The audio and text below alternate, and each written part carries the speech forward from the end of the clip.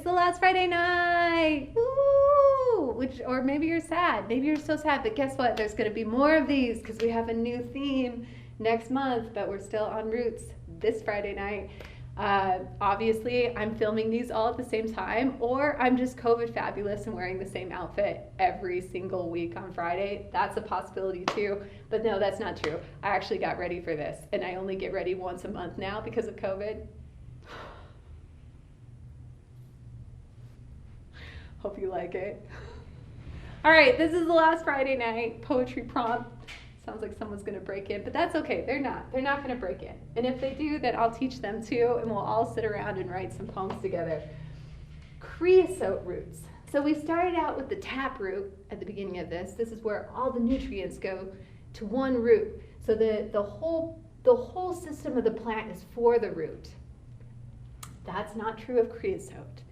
Creosote actually it's a plant that grows up in the desert, especially the desert where we live, the Antelope Valley. And creosote is actually the plant that gives the desert the smell that deserts are known for. So when it rains and you smell that desert rain smell, it's because of the creosote up here.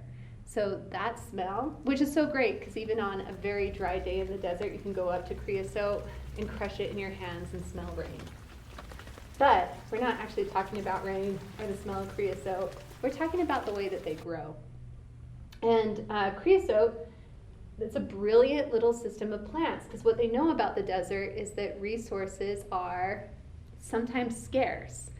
But they know how to thrive even in a place that is full of scarcity.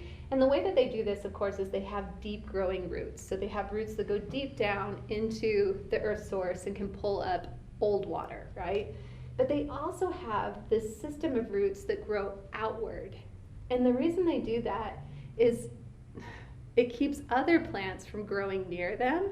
So it kind of has like a protective radius. It's like their personal bubble, their personal space bubble is from these roots that go outward. But they also connect roots with other ceocrotes so that they're in communication, so that they know how to grow in a way that gives each of them a healthy amount of space. So they're like a family, and they're a family that knows how to communicate like, hey, let's protect the area around us so that we can like have the resources to survive. But also let's make sure that we don't grow too close together because we want to give each other enough space to thrive. And they're communicating to each other that way. They actually grow in these circles. So if you're ever out in the desert, you can see like ceocrotes are growing in like alien crop circle formations actually, which is really fun. But I love this idea. So the first prompt I talked about like really filling the page full of words, like make sure that there's words everywhere, messy words, just fill the pages full of words. But this is very different. Here I want you to think about space, like how to give all of your thoughts and words the space they need to be impactful, to thrive. So Douglas Kearney, he doesn't think about writing a poem as far as like left to right or in traditional stanzas. He thinks of the page as being almost like a grid paper, like architecture or like math, right? And so for him, what does it mean to have a stanza here, a stanza here, a stanza here? What does the space between these ideas communicate? If the lines actually run from here to here and overlap with this one, are we supposed to read these poems as being the same or connected somehow? Or can we read them as being the same and connected but also separate? So all of a sudden, you can make one poem read as if it were an infinite number of poems, depending on how the reader wants to scan the page or put the words together. And to me, that's really like root networks, right? So each of these little stanzas or mini poems, you could think of them as that, have these deep roots that reach deep, deep into deep meaning, but they're also communicating to all the mini poems next to it and maybe making, secondary, third, fourth poems in the combination of words on the page.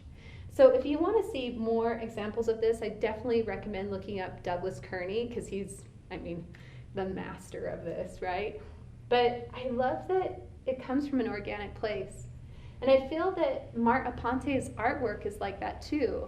Like, she starts one place, right? Like, she has one little swivel, and then she gives it a moment to organically grow someplace else. But she's always, always very, very conscious of what in poetry we call the white space, or in art we call the negative space. So she's paying attention to all the spaces that she doesn't put things, as much as she's paying attention to the things that she is putting on the page. And so in that case, it's the space or the quiet that is most loud in your poem. So this one's a little more complicated, but I think you got it. Just put some space in your poem. Let them have space. Let them go wherever they want on the page. Bye. That's it. See you guys next month. Bye.